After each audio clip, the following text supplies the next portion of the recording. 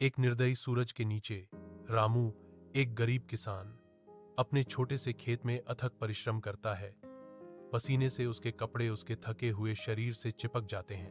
धूल के शैतान रामू के चारों ओर नाचते हैं, क्योंकि वह खुदाई करता है। उसकी हरकतें यांत्रिक हैं। प्रत्येक झूला उसकी अंतहीन संघर्ष का प्रमाण है। ठाकुर के शानदार रथ के साथ सूखी धरती पर एक छाया पड़ती है, जो रामू की गरीबी के विपरीत है। ठाकुर रामू को एक क्रूर मुस्कान के साथ देखता है। उसकी आंखें अवमानना से चमकती हैं, क्योंकि वह किसान के कड़ी मेहनत का निरीक्षण करता है। ठाकुर की आवाज हवा में गूंजती है, अहंकार से टपकती है। देखो रामू, तुम्हारी जीवन भर की कमाई मेरे एक दिन के खर्च के बराबर भी नहीं है। रामू रुक जाता है।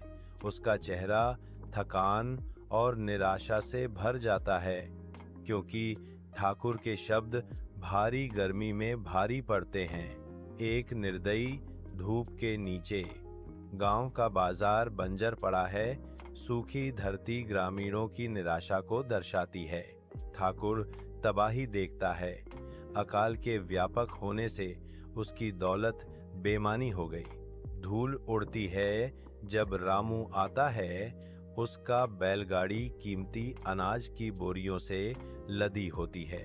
रामू अनाज को स्वतंत्र रूप से वितरित करना शुरू कर देता है। भुखमरी की स्थिति में आशा की किरण। रामू एक भगवान का भेजा हुआ है। वह लंबे समय तक जीवित रहे। आभारी ग्रामीणों ने कतार में खड़े होकर कहा। ठाकुर रात के अंधेरे में रामू के विनम्र घर में पहुंचे। उनका चेहरा निराशा से भरा हुआ था। प्रायश्चित के प्रदर्शन में ठाकुर रामू के सामने घुटनों पर बैठ जाता है, जो एक अमीर आदमी विनम्र हो गया। रामू, मुझे माफ कर दो, ठाकुर गिड़गिड़ाते हैं। उनकी आवाज पछतावे से भरी हुई है। आज तुमने मेरी जान बचाई। ठाकुर स्वीकार करते हैं। मैंने सीखा है कि कड़ी मेहनत और ईमानदारी धन से अधिक महत्वपूर्ण है। रामू विनम्रता से जवाब देता है, ठाकुर, कोई बात नहीं, हम सब एक ही गांव के लोग हैं। क्षमादान देते हुए